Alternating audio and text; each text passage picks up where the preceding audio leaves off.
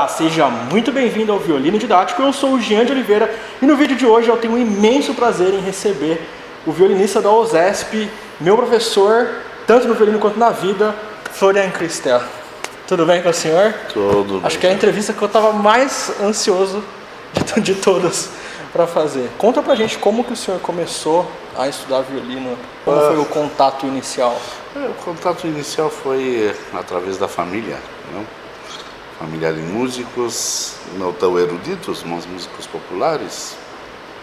Meu pai, em especial, que foi um dos músicos mais conhecidos, mais famosos, lá na Romênia, no país de onde eu venho.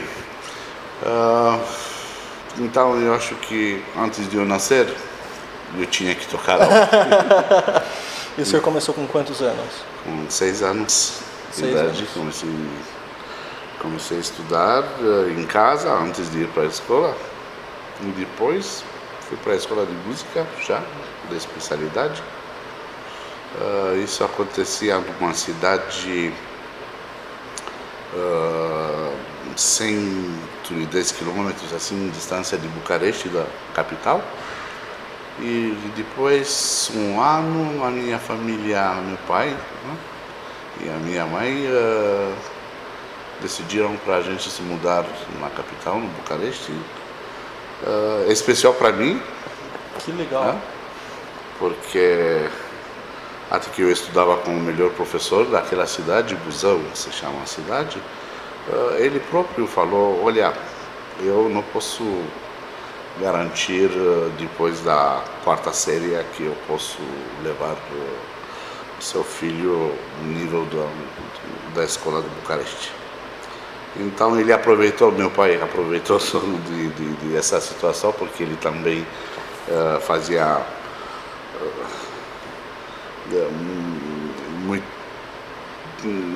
muito essa rota Buzău-Bucareste, as coisas dele, profissionais, de gravações, de turnês, ensaios, assim. E então decidiram pra O gente. instrumento do pai do senhor era? Era acordeonista, meu pai, ele tocava acordeão. Então a gente chegou. Um mês depois que a gente chegou em Bucareste, eu fiz teste para entrar na escola de música, a escola Colégio Musical. Se chamava, até hoje se chama também a mesma coisa, Colégio Musical, mas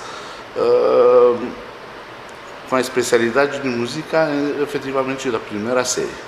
Então, o curso primário, ginasial e liceu, né? Colégio.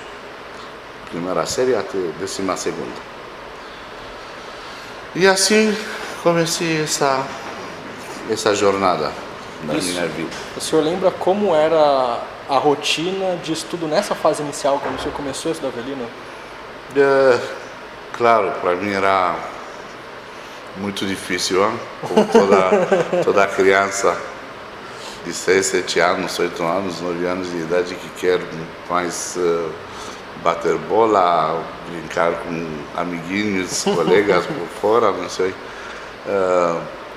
E muito menos o prazer de ficar e estudar, ainda mais no começo, aquela coisa, aí corda solta, assim, imagina, não? Você sabe, você passou isso, e provavelmente a maioria das pessoas que assistem teu canal, mas pouco a pouco a gente cresce, a gente se desenvolve, também intelectual, prazer para tocar, claro que temos, sabe? Porque somos talentosos, para fazer essa profissão tem que ser mesmo talentoso, não pode fazer assim à toa.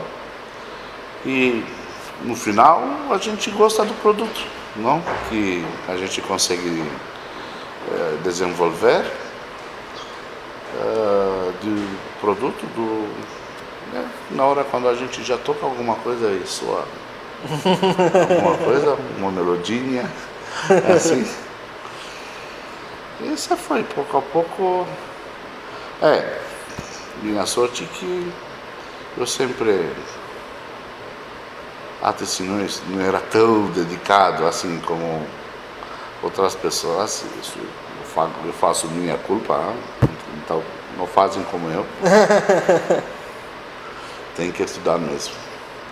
Mas é muito maior, muito grande a satisfação que a gente tem na hora de conseguir tocar bem, adquirir cada vez mais procedimentos técnicos, vibrar, um som não sei como, mais limpo, mais...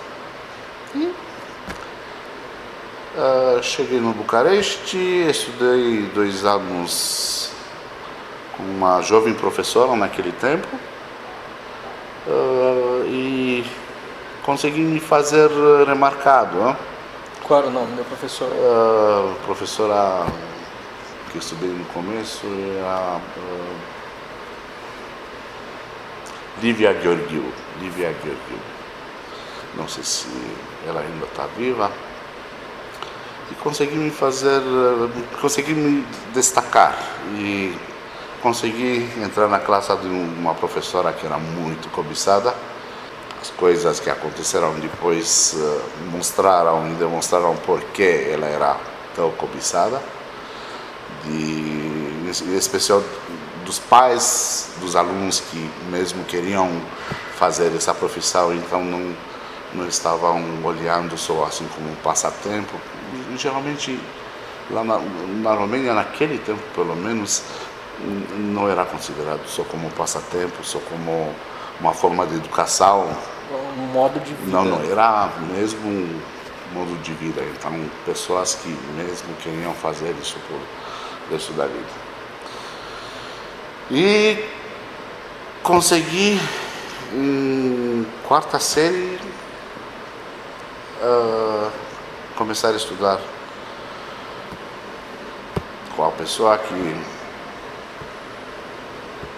naquele tempo eu estava com muito medo, porque eu via só as coisas sobre as exigências dela, o fato de ela ser mão forte e não deixar as coisas passarem, ela ser dedicada mesmo, muito séria com todos os alunos, mas ao mesmo tempo ela cobrando.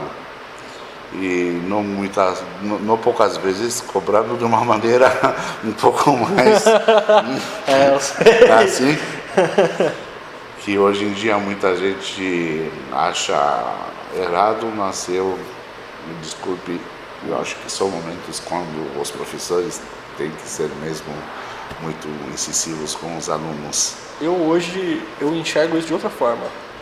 Eu enxergo que quando há essa energia do professor, é que ele está preocupado de verdade com o aluno fazer. Se o aluno chega nessa conclusão, então nunca vai se queixar de tapas se vai levar.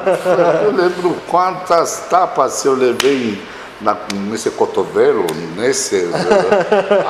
na hora, se ela estava me dizendo, coloca o cotovelo esquerdo embaixo do violino para poder fazer as mudanças de posição mais rápido, melhor, mais fluente, eu ficava assim, ou puxa bem a mão direita reto, o que faz para trás ou para lá, entendeu? Mas se hoje em dia posso agradecer para alguém por eu ter chegado no nível que me permite tocar na USESP, no nível profissional, violinístico. Com certeza fora dos meus pais, que investiram também em mim, cuidaram de mim com tudo e fizeram em certos momentos sacrifícios, mas ela seria claramente a primeira da lista. E depois dela são muitas vagas livres e depois também ela. E nesse período da adolescência, por exemplo, conciliar escola, vida social, violino, como que o senhor fazia já nesse período da adolescência? Imagino que o senhor devia já estar tocando muito bem. Em primeiro lugar, em violino. faz o que você quer. Eu também jogava futebol. Meu Deus do céu, talvez jogava muito mais futebol do que estudava violino. Mais uma vez, não fazem o que eu fiz, tá? Adorava jogar futebol, jogava por puro prazer. Era uma atividade que me dava muita alegria.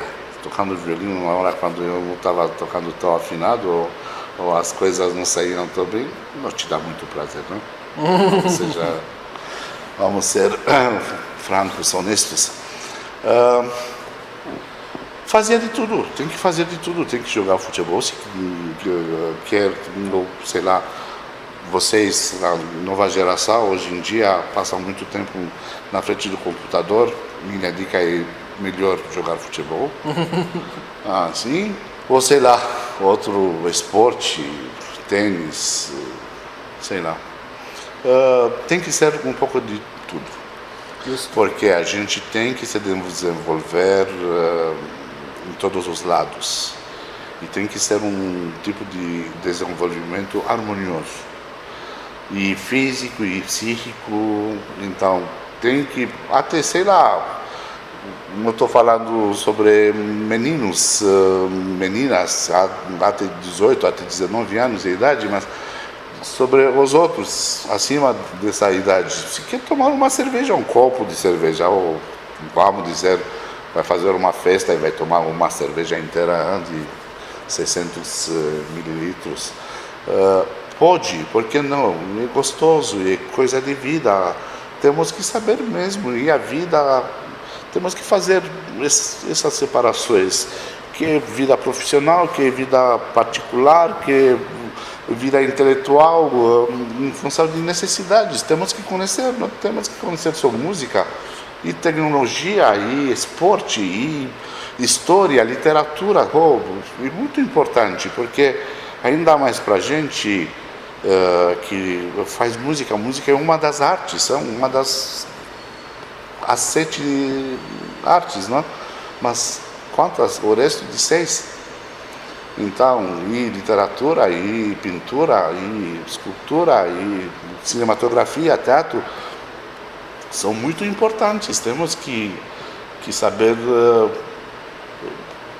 de tudo, pelo menos um pouco, hein? Porque eu acho que seria vergonhoso para alguém aparecer em algum lugar, tocar maravilhosamente bem violino, piano, cello, sei lá, e depois do concerto, geralmente os solistas com os dirigentes, com, sei lá, o staff das orquestras saem jantar, e se naquele jantar não se fala só sobre o seu instrumento, vai fazer o quê?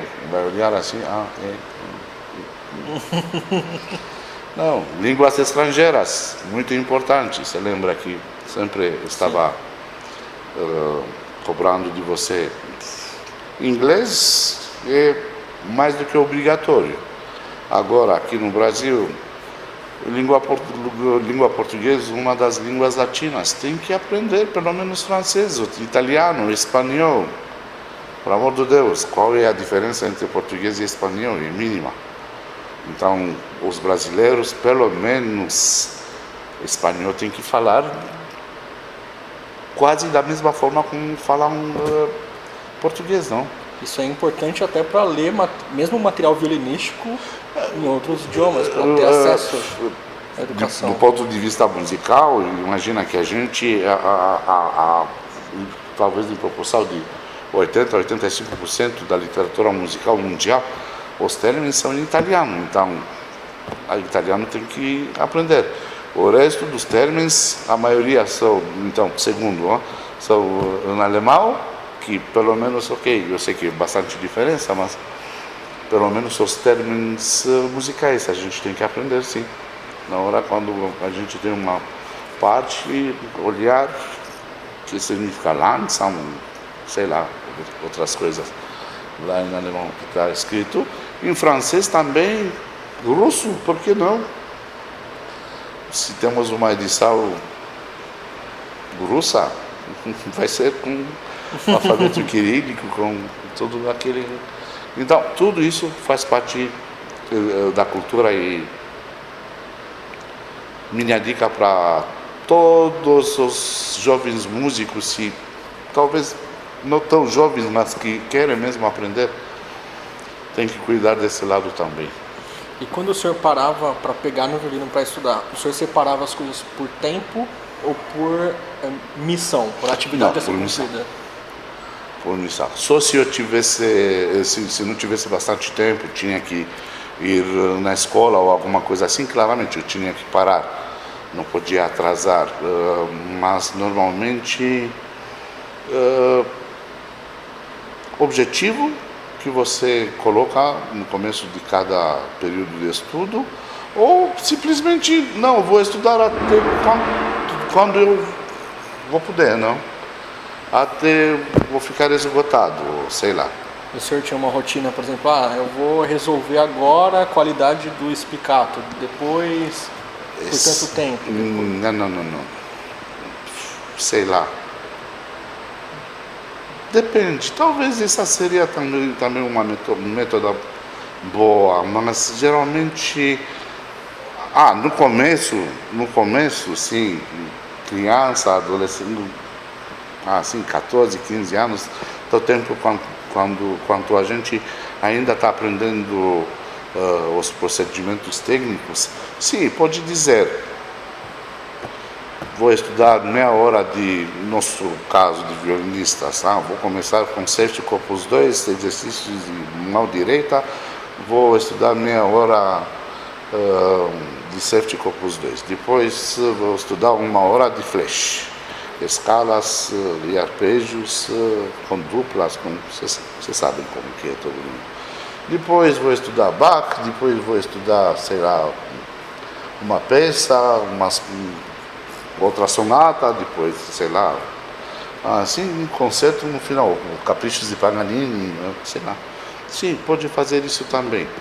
Só que se vai fazer assim em função de tempo, tem que saber muito bem que tipo de objetivo vai impor para poder resolver naquele tempo. Entendeu? Uhum. Porque aqui uma coisa que muita gente não sabe, e no final do período de estudo eles ficam infelizes, ficam frustrados. Então, não colocar um objetivo muito alto. Melhor colocar um objetivo menor e você conseguir fazer e ultrapassar. Vai se sentir bem melhor do que se você vai colocar um objetivo grande, até que você, talvez, quando você coloca aquele objetivo grande, você vai fazer muito mais do que vai fazendo colocando um objetivo pequeno. Mas só porque você não vai realizar tudo que você planejou, vai se sentir muito... Entendeu? Uhum. Importante planejamento. Até o final, eu acho que cada um tem que testar a forma de estudo, e a forma que vem melhor para ele, faz assim. Eu sei porque, olha, eu tenho um irmão que é também um violinista muito bom, que estudou na mesma escola comigo, teve a mesma trajetória. Aliás, ele estudava com o esposo da minha professora, imagina. Sim. Mas a gente estudava totalmente diferente. Eu tinha uma regra, eu estava estudando devagar, não sei o que, partes. Não, ele estudava da capa até o final. De novo, da capa até o final. Claro que muita gente vai dizer, não, está errado. Não. Depende de pessoa para pessoa. Dependendo, sim. E com ele funcionava assim. Ele não tinha, como se chama, paciência para fazer assim, pedaços com pedaços. Mas tocava uma vez assim, segunda, terceira, cada vez melhor, e chegava no final tocando Muito bem, sem nenhum tipo de problema. E era muito mais prazeroso. Eu ouvi isso de um dos entrevistados, o professor Carmelo, que ele tem a mania de, quando vai pegar um concerto, qualquer coisa para solar, para tocar, etc., passa uma semana só tocando. Aí depois ele começa a limpar, mas depois que já conhece o concerto, já sabe onde estão os problemas. Sim. Pode ser. Eu nunca tinha estudado assim, e eu... Tem a vantagem de, na hora de tocar assim, de estudar assim, se formar muito melhor na tua cabeça a coisa inteira, não exposição, a desvoltação, a reexposição, partes, ou sei lá. Não, é tudo. E assim, daqui até lá. Ok. Para muita gente faz sentido, sim. E o senhor lembra qual foi a primeira vez que o senhor teve algum trabalho remunerado com o violino? Remunerado?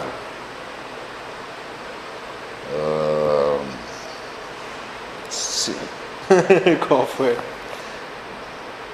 Fui chamado de um amigo meu para fazer um cachê numa gravação na televisão da Romênia.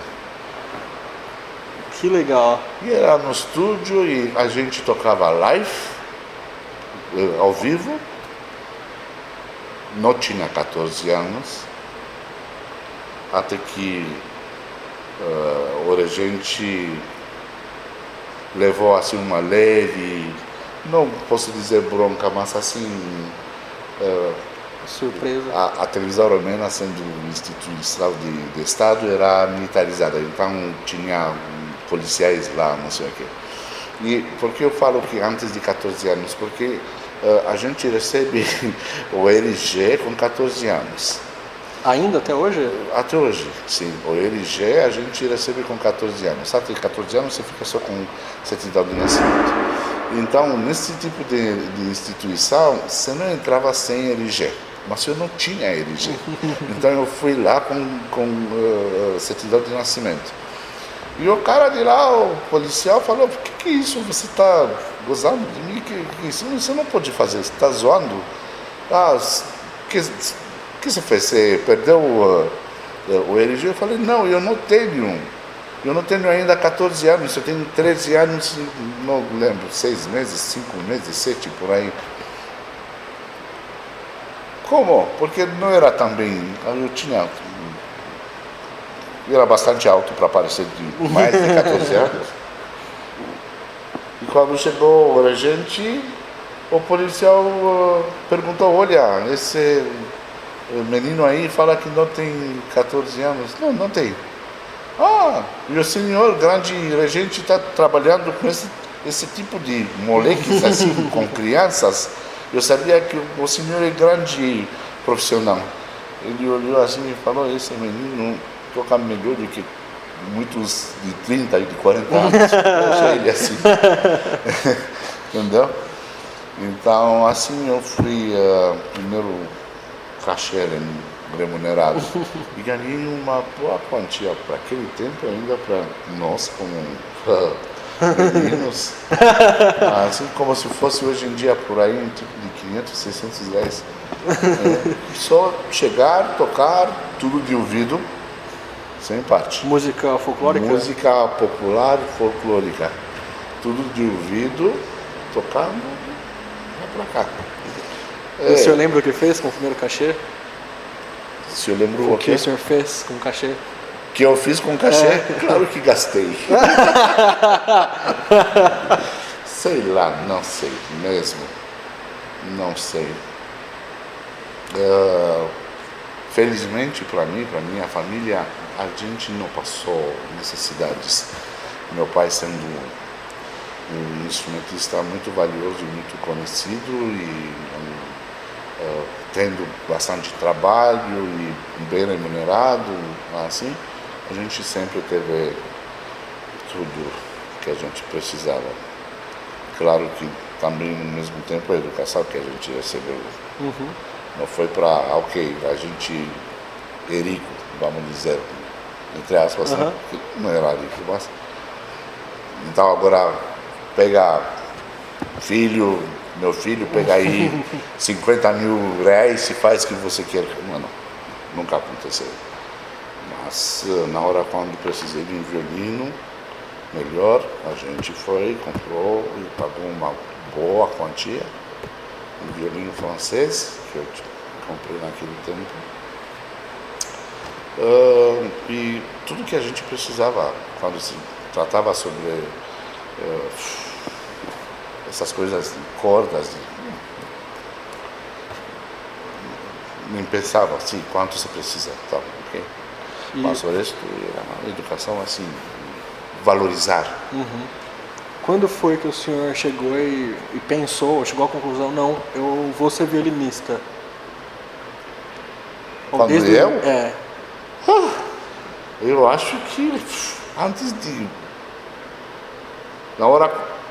Na verdade, imagina que se meu pai era acordeonista, eu iria querer tocar acordeão.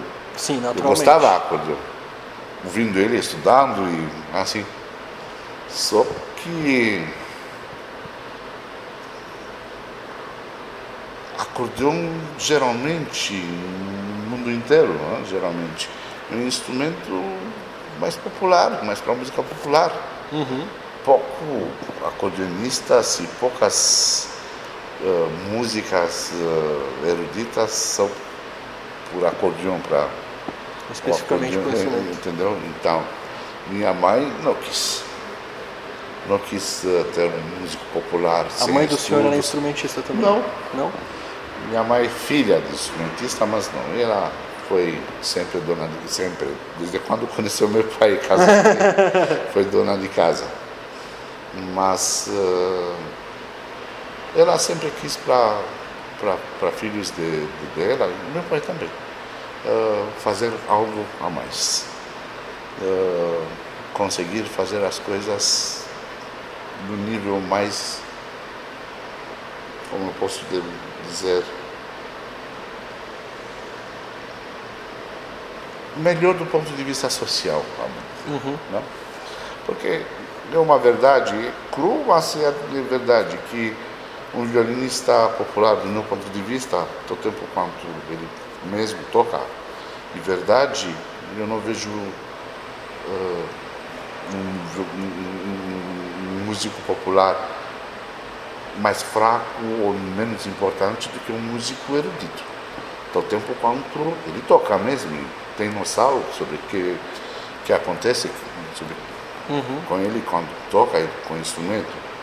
Mas infelizmente a sociedade nos ensina outras coisas. Então minha mãe falou, não, eu não quero meus filhos fazer assim assado.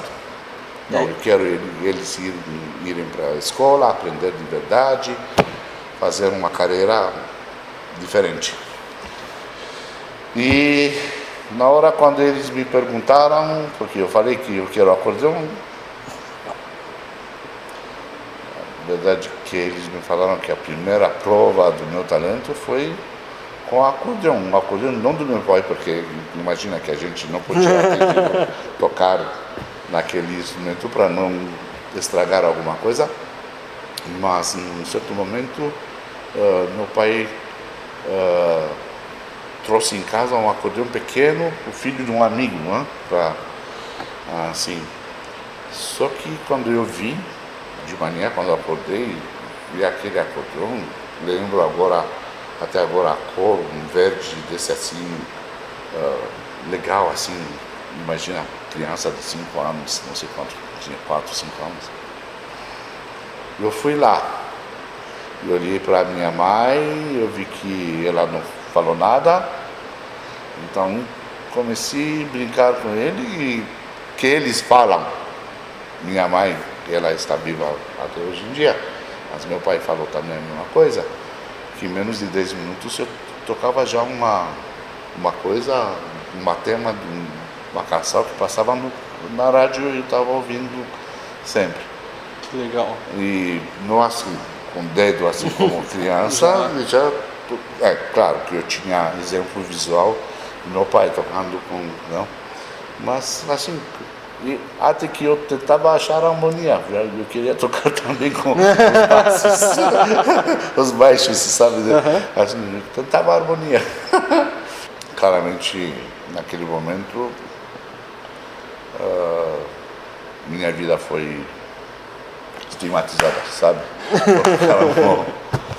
Sim, ele vai ser músico porque é talentoso. Bom, mas na hora quando eu fui perguntado, eu falei que eu quero acordeão, eles falaram que não, porque acordeão é assim assado, que não sei o quê, para músicos populares, eu tenho que fazer outra coisa, não sei o quê. Eles falaram, você não quer violino? Eu falei, ok. Você falou tudo bem?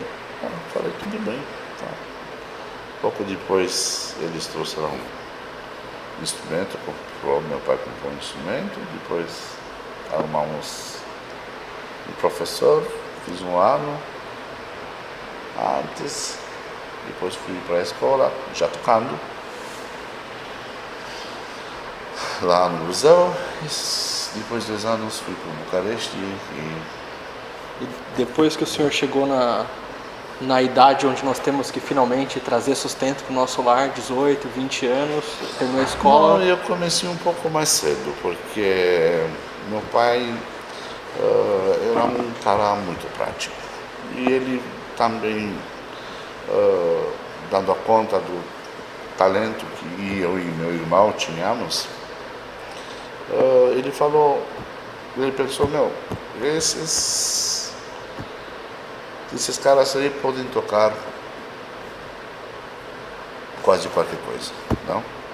Mas tipos de música de qualquer jeito não faz mal. Pelo contrário, vai desenvolver outras coisas, não vai ser aquele tipo rígido, não, música erudita. Quando toca jazz, ou quando eles usam, não? Jazz ou música popular, ou sei lá, essa não é música sério, como não é?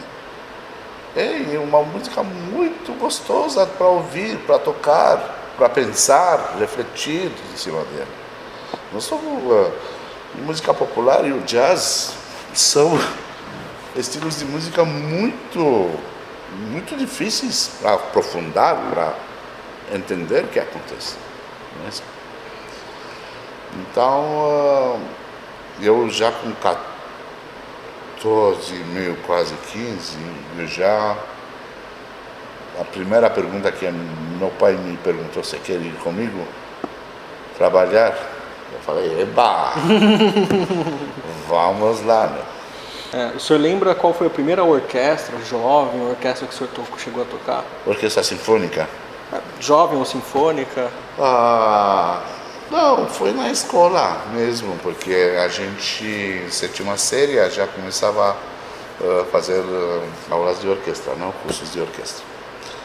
Orquestra sinfônica. Mas depois foram esse tipo de banda de música popular, música folclórica, e gravações, e talvez sem eu dar conta mesmo, pensar em cima dessas coisas, mas sabia que estou indo tocar um tipo de música, vou tocar com uma banda, um grupo, sei lá, estou indo tocar outra coisa, vou tocar orquestra, estou tocando, vou ter um pianista que me acompanha, acompanhador, estou, sei lá, audições, recitais, não sei o quê, estou solando em orquestra que me acompanha.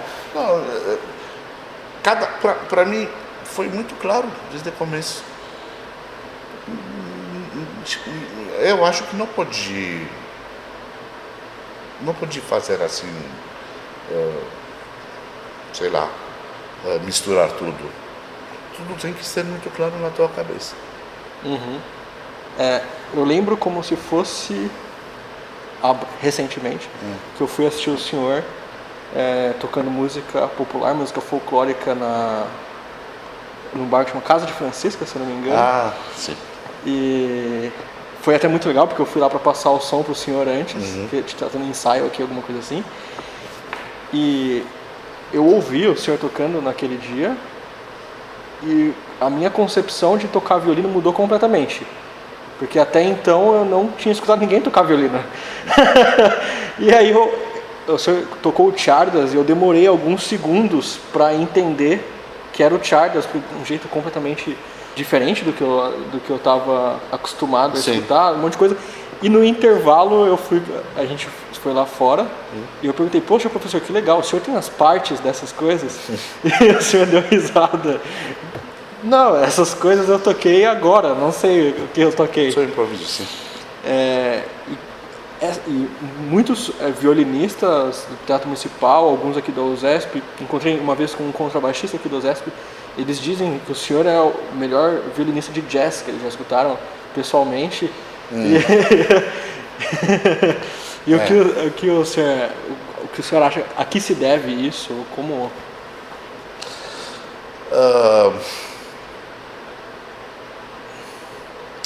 Se deve a quê? Um complexo de fatores. Em primeiro lugar, que é muito importante a família onde você está nascendo, a sociedade e seu prazer mesmo, teu prazer próprio, que você sente, que você... Para mim, imagina, eu nasci numa família de músicos populares ciganos, não? Então, eu já, desde quando nasci, eu ouvia música cigana romena, música folclórica romena e música popular romena.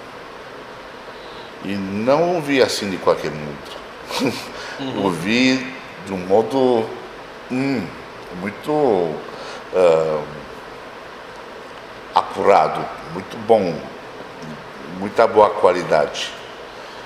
Depois fui para a escola de música, onde a gente começou e estudava e ouvia os compositores de música erudita.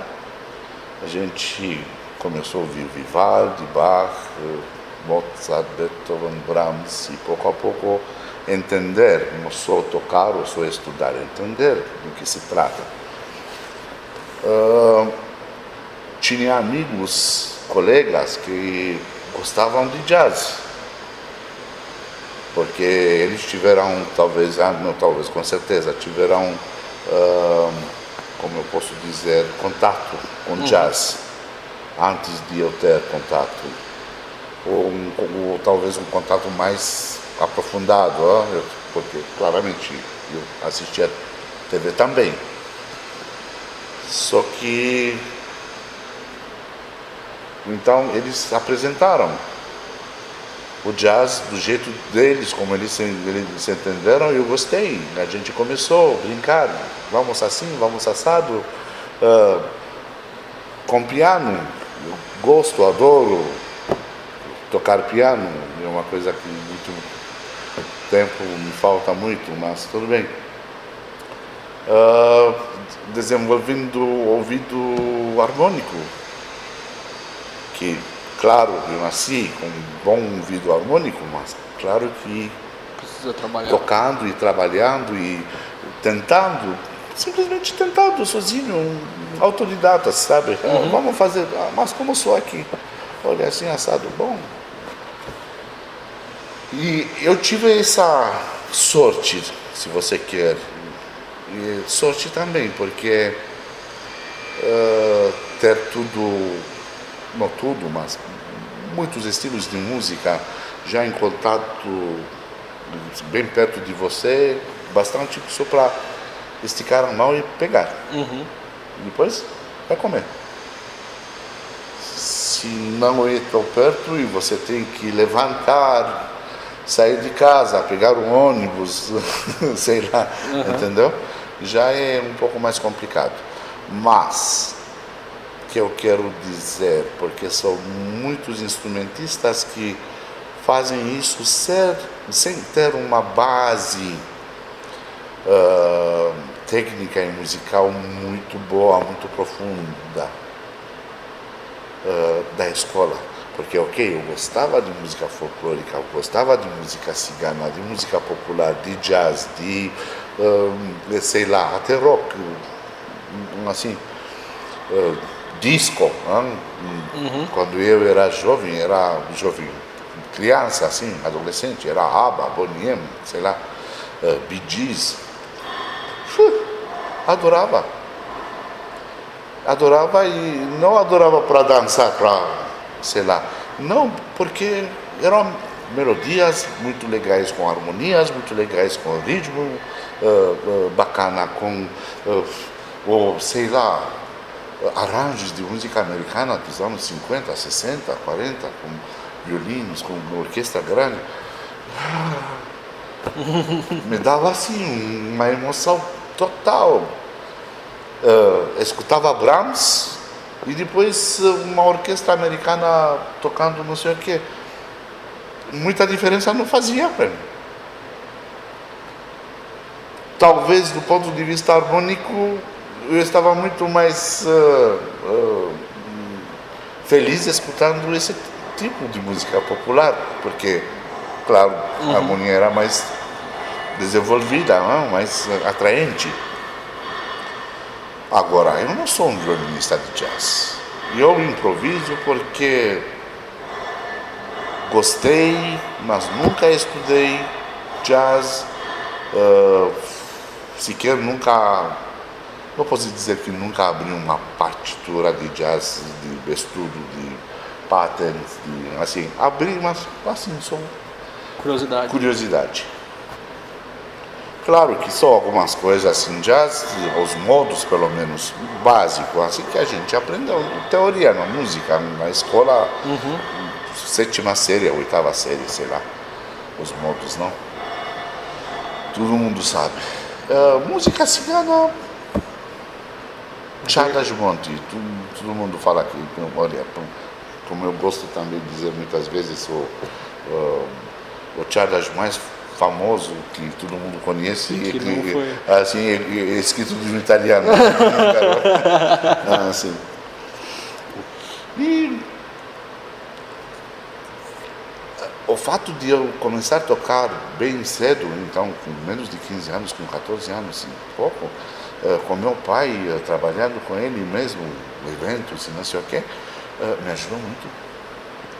Me ajudou muito. Talvez muita gente poderia dizer, mas você trabalhava não sei quantas horas em vez de estudar e não sei o quê. Não, me ajudou. Me ajudou porque desenvolveu muitas coisas. O som, porque na hora de tocar, ainda mais como que a gente tocava naqueles tempos, na Romênia comunista, não com essa toda a tecnologia, você coloca um microfone ou uma lapela, picape daquele, o violino elétrico. Você vai assim com o barco bem solto e só... Não, naquele tempo tinha que tocar mesmo e apertar e criar aquele som. Eu lembro que eram momentos quando eu chegava na aula de violino, depois de um evento desse que eu tocava, e minha professora olhava assim para mim e falava: você teve casamento? Você tocou um casamento? Sim, por quê? Como assim, não sabe? Você não ouça que som tem? Sim, porque mesmo tinha aqui. Não fortissimo, não era fortissimo possível. Sempre. E o senhor, qual foi a primeira orquestra profissional que o senhor tocou? Primeira orquestra sinfônica? Isso. Primeira orquestra sinfônica foi a USESP mesmo. Foi a USESP? Sim. E como o senhor ficou sabendo da existência da USESP? De novo já. Eu sei, mas a pessoa... Todo mundo sabe, né? No certo momento eu estou assim. Bom, então, vou dizer para fazer assim uma parantesa. Eu depois do colégio, estava no tempo dos comunistas lá na Romênia, bem poucas vagas para a faculdade e sinceramente, com desculpas para outras pessoas que talvez podem se sentir ofendidas, sei lá, mas a maioria daquelas poucas vagas eram já vendidas. Como é em todos os lugares. Acontece, infelizmente. Então, era assim, 2, 3 anos de a gente acabar o colégio, e a gente sabia, no ano quando a gente acabou o colegial, a gente sabia quem vai entrar na faculdade. Então, eu sabia que é muito, mas muito difícil para eu conseguir derrubar essa parede, até que todo mundo sabia que normalmente eu deveria entrar entre aqueles 6 lugares na faculdade de violino. Só que, efetivamente, outros acontecimentos antes disso me levaram na conclusão que mesmo não quero fazer isso. E toda a situação econômica e política e social até me fizeram, assim, na minha cabeça, pensar que, na verdade, eu não preciso mais de faculdade. A verdade é que não sou eu, muita gente daquele tempo, e eu lembro que eu falei com um dos violinistas que é muito, mas muito conhecido hoje em dia no mundo inteiro. Não vou falar assim o nome dele, mas ele fala de uma das maiores orquestras do mundo. Colega meu, a gente estudou com a mesma professora, e ele mesmo me disse que ele também, depois estudou na Romênia, estudou na Suíça, estudou nos Estados Unidos com professores famosíssimos e não sei o quê, mas ele falou também, não, o que a gente estudou no colégio, então até 18, 19 anos de idade, a gente já estava preparado para fazer. Então, a gente já sabia, talvez 90%. O que faltava eram uns 10% que de qualquer jeito iria chegar com o tempo, com experiência, com amadurecimento, e só repertório, fazer mais alguma coisa, entendeu? Mas já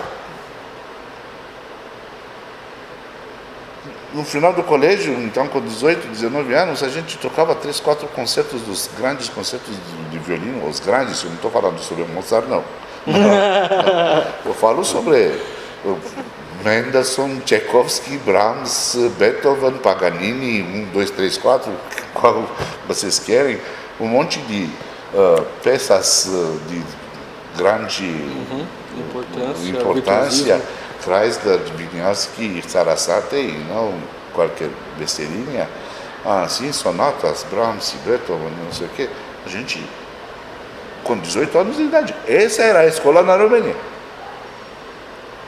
Então, por quê? Exatamente por fato de ter bem poucas vagas na faculdade e aquelas já vendidas, não?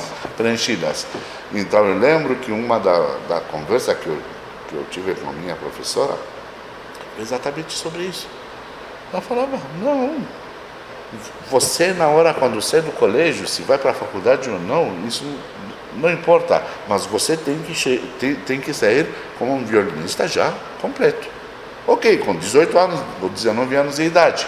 Claro que você não é completo, como um de 30, mas, do ponto de vista técnico, você tem que saber tudo e fazer tudo muito bem, de muito boa qualidade, tem que saber, tem que ter um certo repertório, tem que saber fazer muito bem a diferença entre os estilos musicais, e o resto se você sabe já isso, depois pode estudar sozinho.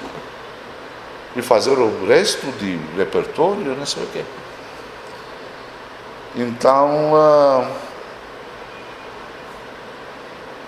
isso que a gente fazia. Você me perguntou sobre... Como o senhor ficou sabendo da USESP? Sim, bom. E eu desisti da ideia da faculdade. Comecei a tocar no restaurante. Eu gostava, adorava desse tipo de música. Restaurante na Romênia, naquele tempo, era, em primeiro lugar, que não era qualquer restaurante, era um dos restaurantes mais importantes do Bucareste, e que tinha uma tradição de que a gente chama de café concert. Tinha uma tradição de, sei lá, 70, 80 anos, e lá não tocava qualquer um. Ainda mais como violinista. Como violinista, quando você aparecia lá, os clientes, a clientela do restaurante estava olhando assim para você.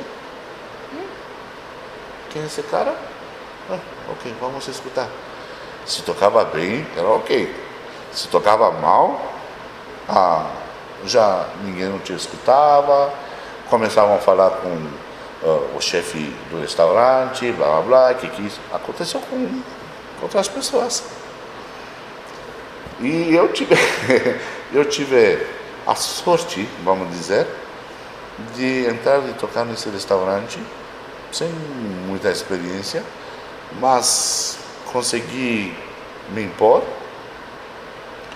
Toquei no restaurante, depois, porque essa na verdade era minha ideia, não querer fazer mais música erudita, tocar já música popular, tocar no restaurante, tocar jazz, bares e turnês fora da Romênia, porque com esse tipo de música tinha muito mais possibilidade para sair fora. E com aquela minha idade, com aquela sede de conhecimento que eu tinha, eu queria ir para a França, por amor de Deus, ir para mim, França, Louvre, para Atenas, Espanha, Itália. Meu Deus, eu estava com muita sede de conhecer as coisas, porque a gente estava no escuro lá, a gente só lia livros, mas para ver, ou sei lá, talvez um filme que... Entendeu? Então, e do ponto de vista financeiro, era muito mais conveniente tocar música popular do que música sinfônica, música erudita. Então, num certo momento, ainda eu estava na escola, uma colega que tocava aquela flauta de pan pediu para eu fazer um ensaio com alguns músicos do restaurante, com o qual nós dois iríamos tocar num cocktail, numa embaixada. Eu fui lá, toquei com eles ficaram bem surpreendidos, porque não sabiam quem eu sou. Eu não me recomendava sendo filho do meu pai, exatamente por ter essa, não necessariamente orgulho, mas essa vontade de fazer meu nome próprio, entendeu? Não depender você é filho do teu pai, então vem cá, o meu filho, vamos cuidar dele. Não queria isso. E eles me escutaram naquele dia tocando, até o final o trabalho não deu certo, a gente não tocou, mas depois de 1 ano e meio, o chefe da banda, daquela banda, me viu no restaurante, eu entrando normal como um cliente, me perguntou se eu tenho violino comigo. Eu falei não. Ele falou, você está morando longe? Eu falei não. Você volta com o violino 1 hora? Eu falei sim, então volta. Voltei, toquei com eles naquela noite e fiquei com eles, entendeu? Então por isso foram fatores econômicos, financeiros e políticos e sociais que fizeram para eu não tocar não continuar meus estudos, se não tocar depois música erudita por muito tempo, até que era, imagina, era já dentro do meu DNA, estudando tão muito tempo e gostando e fazendo coisas muito boas, muito boas. E eu tocava num desses restaurantes em 97. Sim. Era restaurante de um hotel Chum. E tocava e de repente eu vi alguém, um homem, meio careca assim, naquele tempo ainda tinha um pouco de cabelo, que sempre quando eu fazia alguma coisa mais especial, mas não sei o que, ele não que só levantava a cabeça, ele se levantava para olhar, era assim, tipo, separou ele, tipo de, assim, onde ele ficava. E no intervalo, ou antes do intervalo, eu vi alguém que eu conhecia, um colega meu, violista, maior de idade do que eu, 5, 6 anos, assim, chegou na frente, no palco onde eu tocava, e como depois algumas gracinhas que ele fez comigo, ele falou, está sendo convidado naquela mesa. Falei, aonde? Naquela mesa lá, eu estou com 2 musicistas do Brasil. Eu falei, aonde? Um cara assim, meio careca assim, que levantava sempre quando eu falei, sim, ok, tudo bem. Mas o que aconteceu lá? Ele, vem lá e vamos dizer. E quando cheguei lá, era Cláudio Cruz, o cara meio careca. Assim, o outro cara que também estava meio careca naquele tempo era Roberto Mitchell. Assim, e eles gostaram muito, eles falaram que eles chegaram no Brasil, você sabe, é aquela coisa que eu adoro, que o povo do Brasil tem, essa coisa de querer te fazer prazer, falando, assim, para se sentir bem quando você fala com ele. Cláudio ou Roberto, não lembro mais exatamente qual deles falava, eu acho que o Roberto, porque falava muito melhor inglês do que Cláudio naquele tempo, e ele falou, a gente chegou no restaurante, quando ouvimos você tocar, falamos, o que é isso? Que piada é essa? Então a gente chegou no Bucareste, escutou grandes violinistas da Orquestra Filarmônica George Enescu, da Orquestra Sinfônica do Rádio Bucareste, estudantes da faculdade que estão estudando, que quebram o violino, e depois do concurso a gente chega no restaurante, restaurante de luxo, não sei o quê, e escuta o melhor violinista da Romênia. Eu falei, não, isso não é longe. Não sou o melhor violinista da Romênia, mas estou tentando. E eles falaram um pouco comigo, segundo dia, então eles pediram para eu tocar alguma coisa erudita. Eu falei, agora? Sim. A gente falou, nesse tempo o programa acabou, meus colegas, os músicos foram embora, então segundo dia eu acordei de manhã, tipo 7 horas, estudei umas 2 horas e fui e toquei para eles Sarasate, Zigeunerweisen, uma coisa que eu de muito tempo não tinha tocado. Não foi muito bem, tenho que admitir, só que em 2 horas estudar, e em 1 hora eu fiz escala, assim, sei lá, 40 minutos, alguma coisa assim. E eles ficaram assim, muito surpresos, sei lá, até comovidos, sabe? Eles falaram que nunca viram alguma coisa. Eu lembro que Roberto Mitchell falou, não, inacreditável, você está estudando essa coisa de pelo menos 2, 3 meses. Ela falou que muito obrigado. Tá. E cheguei aqui em 97.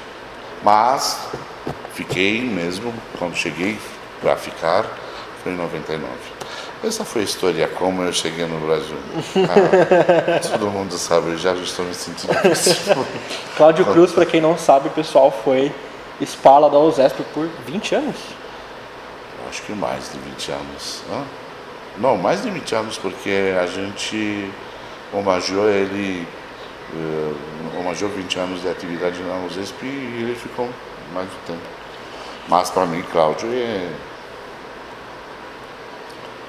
em primeiro lugar, é um violinista extraordinário, não estou falando referente ao Brasil. E eu tenho um certo carinho por ele, porque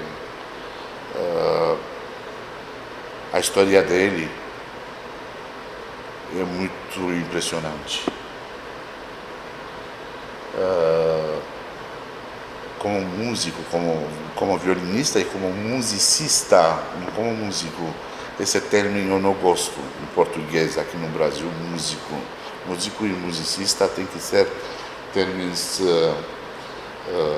Musicista, na verdade, tem que ser um termo para nós, os músicos, os instrumentistas que estamos fazendo música erudita. E Cláudio é musicista. Então, um cara que estudou só quando ele conseguia ganhar dinheiro, numa situação que, não sei, talvez vocês não sabem, mas são pessoas que sabem talvez muito mais do que eu sei.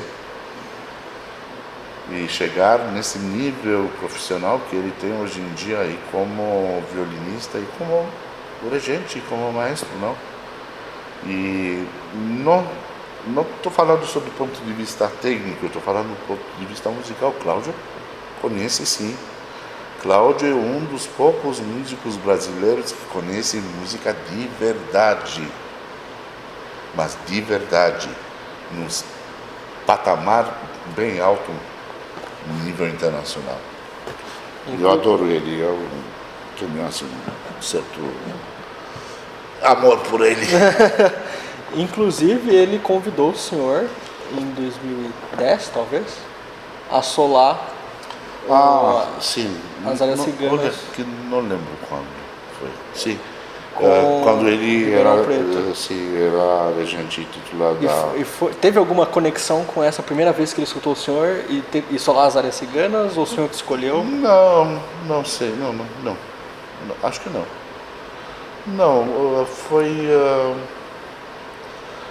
eu acho que ele quis, na verdade, fazer um programa assim um pouco mais leste europeu e não sei o que, porque eu lembro que naquela programa foi bastante música leste europeia e com caráter um pouquinho mais balcânico, vamos falar. E toquei em áreas ciganas e toquei em uma outra peça de música romena, não, uma rapsódia. Mas foi muito legal tocar com ele. E a orquestra, naquele tempo lá, no Liberal, e a sala, foi legal mesmo. Hoje, o senhor toca na orquestra que, falando de programação e não desmerecendo os colegas, talvez uma das maiores orquestras da América Latina, falando de programação, tanto nacional quanto internacional. E como o senhor se sente fazendo parte da orquestra mais importante do Brasil, uma das mais importantes da América Latina, uma das mais importantes do mundo? Com certeza tenho orgulho de fazer parte dessa orquestra. Que eu queria, não sobre a programação, porque efetivamente não posso falar sobre isso, porque não é minha praia. Eu sei tocar violino. Espero. Sabe tocar muito violino.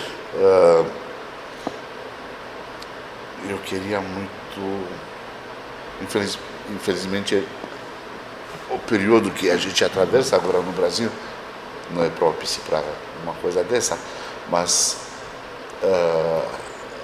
nos últimos 20 anos, daqui a pouco, em 6 meses, vou poder celebrar 20 anos desde quando eu coloquei meu pé no Brasil, dia 7 de setembro de 1997 eu cheguei aqui pela primeira vez. E claro que a vida cultural que São Paulo tem hoje em dia é bem melhor do que 20 anos atrás. Vida musical também, mas devido ao poder econômico que o Brasil tem, eu acho que poderia ter ser feitas coisas melhores, né?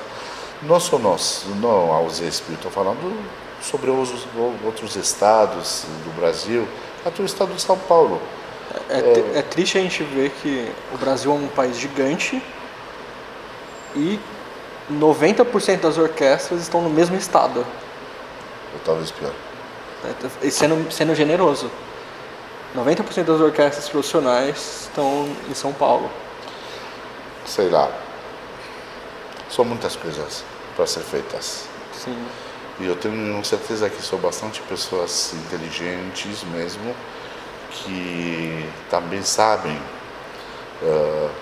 a maneira como devem ser feitas essas coisas, só que por razões diferentes não dá. Esperamos que talvez um belo dia tudo isso vai ser possível. Por isso, não, sem nenhuma dúvida, tenho orgulho de fazer parte dessa orquestra, só que poderia ser melhor. Falando sobre estudo, que provavelmente o pessoal mais se importa. Exatamente. Claro. Exatamente.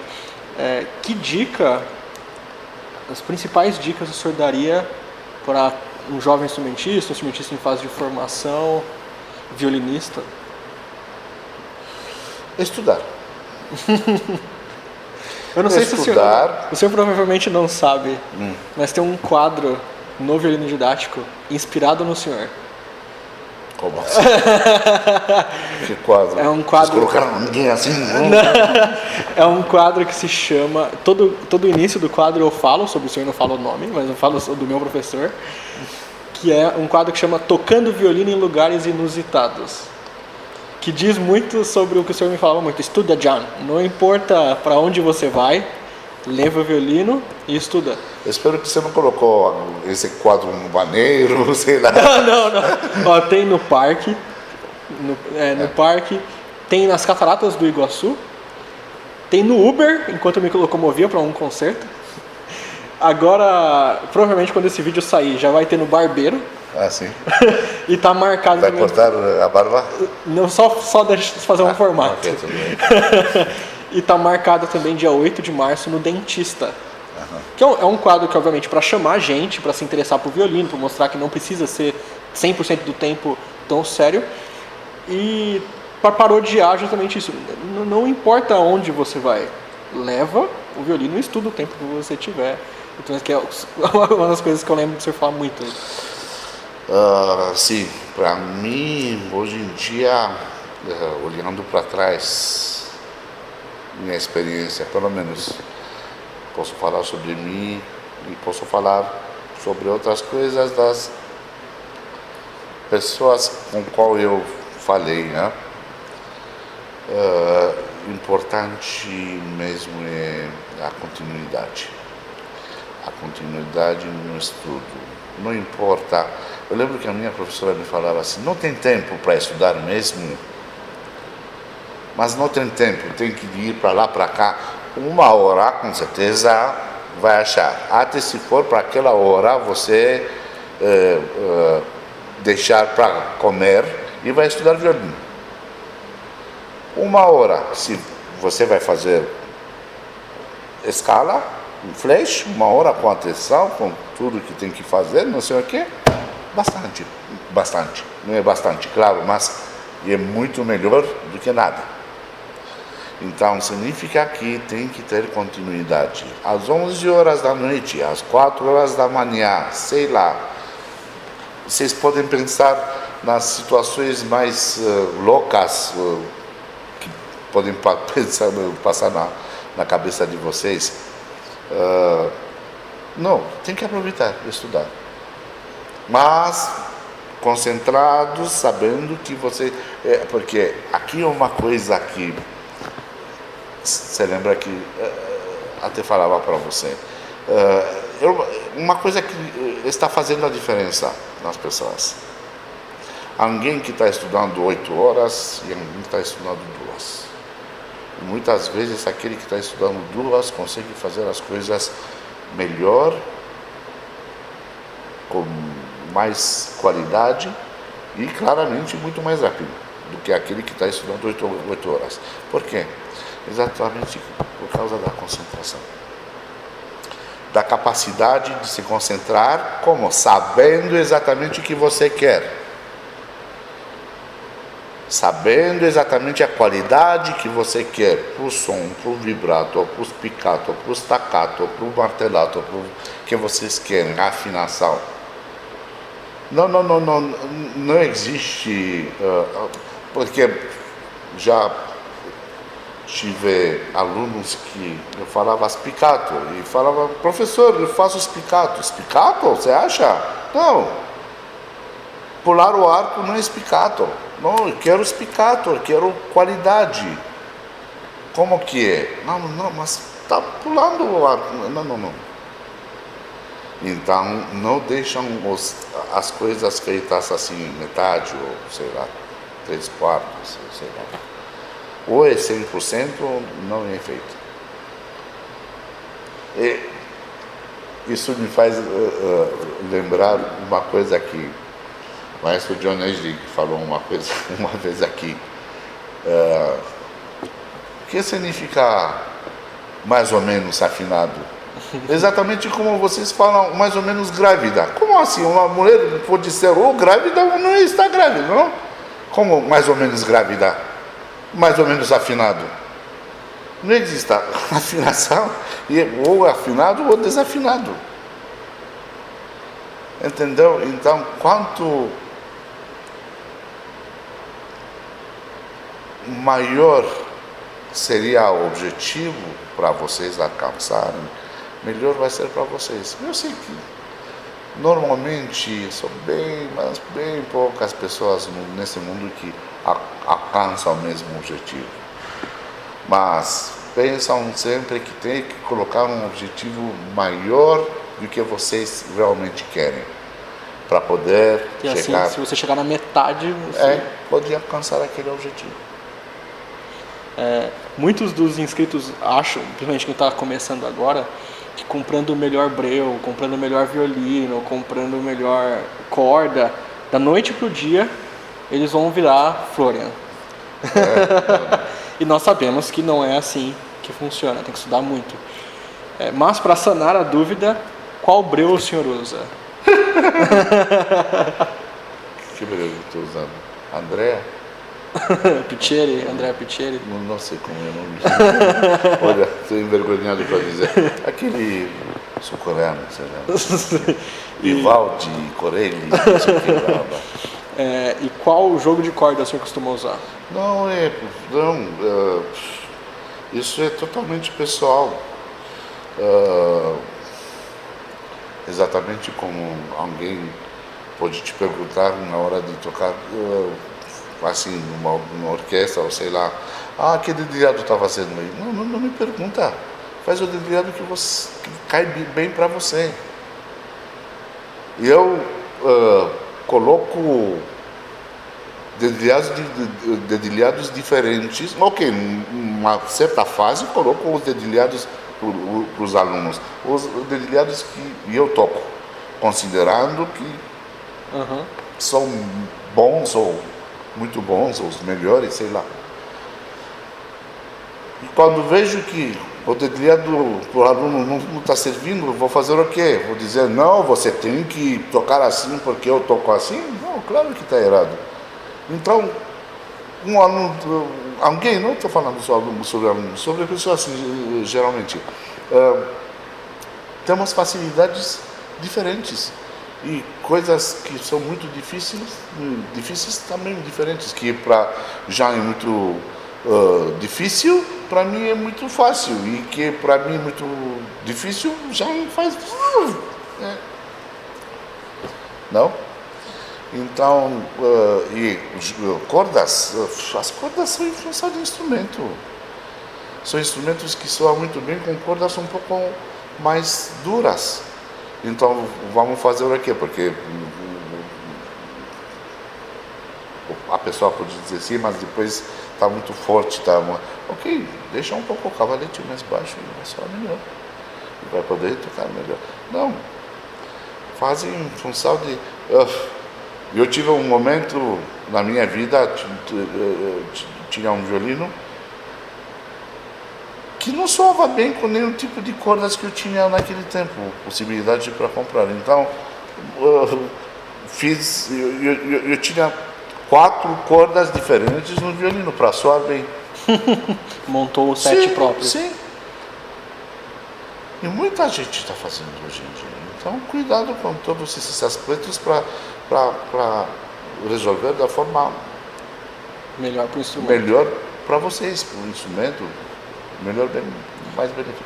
E qual pergunta que o senhor sempre quis responder em alguma entrevista, em alguma ocasião, mas que nunca fizeram?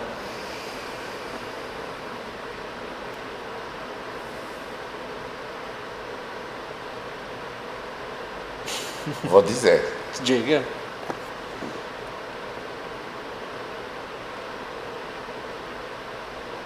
Olha, eu respeito muito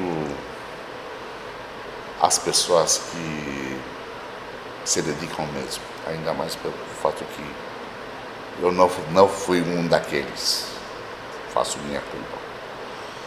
Isso não significa que eu não me dediquei.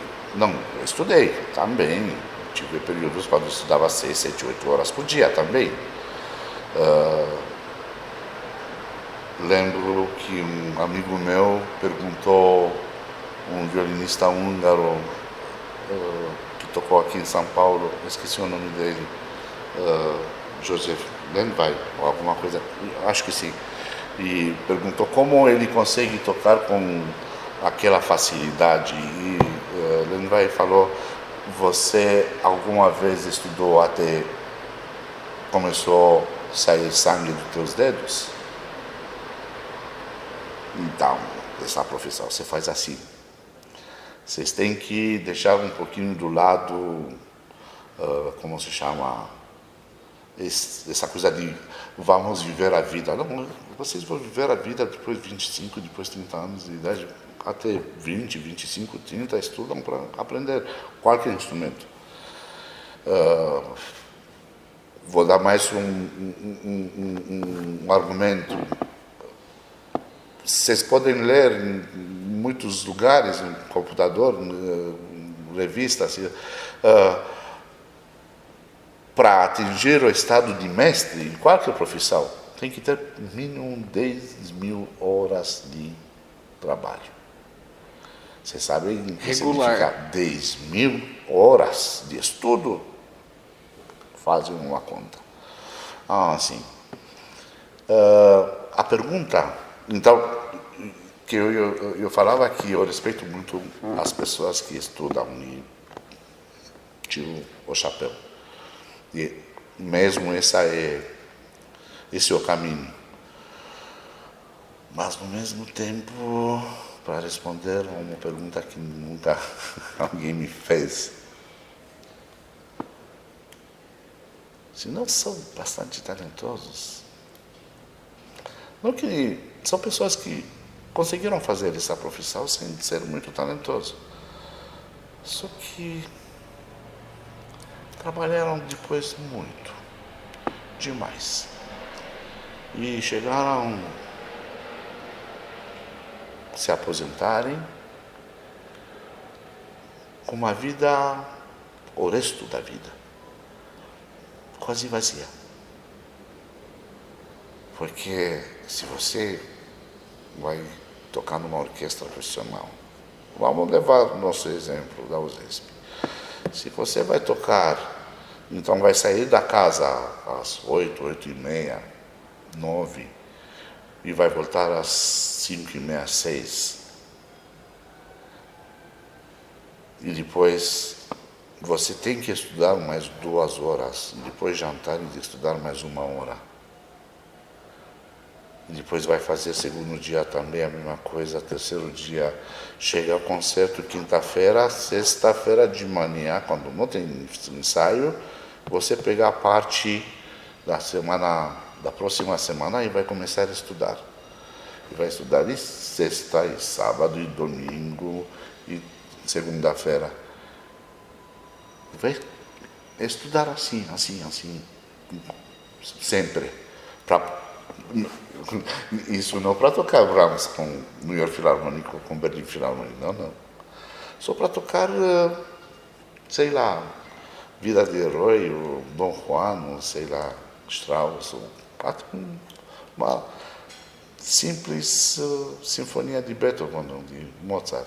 São pessoas assim, que fazem essa profissão assim e conseguem tocar bem só porque estudam. Ok, eles adoram música, eles gostam, mas, por amor de Deus, pensam que talvez existe outra profissão que poderia dar também, sei lá, prazer, mas ao mesmo tempo pode viver a vida também. Então a dica é procurar algo que você possa fazer sem morrer de esforço, sem se matar. Sem se matar. Recentemente tem surgido muitos canais de violino na internet, no YouTube, alguns no Brasil, uns bacanas, outros não muito. Eu gostaria de saber o que o senhor acha desse advento da internet em relação à educação. Eu acho legal, tudo que significa, tudo que vem para encorajar a educação, que vem apoiar, que vem, para mim é formidável, excelente, qualquer coisa. E o que o senhor achou do violino didático? Se você está fazendo essa coisa com o mesmo nível que teu talento para tocar violino, eu acho legal. Ganhei meu ano. Muito obrigado. Nada, não tenho que agradecer por isso. Pelo contrário. Essa foi a última pergunta. Tem mais? Não, acho que não. Sim. Porque eu quero te dar alguma coisa. Olha, daqui muito da obrigado. USESP e uma camisa que a gente teve ano passado na turnê Que legal. Em Londres. A gente tocou essa camisa. Esse é o presente para você. Muito obrigado. Você sabe por quê? Por quê? Porque eu quis eu quero te mostrar aonde você poderia ter chegado. E essa camisa você poderia ter vestido ano passado. Mas o tempo não é passado. Não é tudo assim perdido. Eu espero você num belo dia, mais cedo possível, ser meu colega aqui, para poder te dar, eventualmente, olhar para você e dizer: Jean, cuidado com você tocar, para não me envergonhar. Entendeu? Muito obrigado, professor, muito obrigado. Nada, foi um prazer, de verdade, muito obrigado. Prazer é meu sempre quando posso te ajudar. Se você gostou desse vídeo, não esqueça de clicar aqui embaixo no gostei, no joinha, adicione o vídeo aos seus favoritos e compartilhe com seus amigos nas redes sociais. Se é a primeira vez que você vê um vídeo do Violino Didático, inscreva-se no canal para receber os próximos vídeos e siga-nos também nas redes sociais. Muito obrigado, assista também às outras entrevistas e até o próximo vídeo.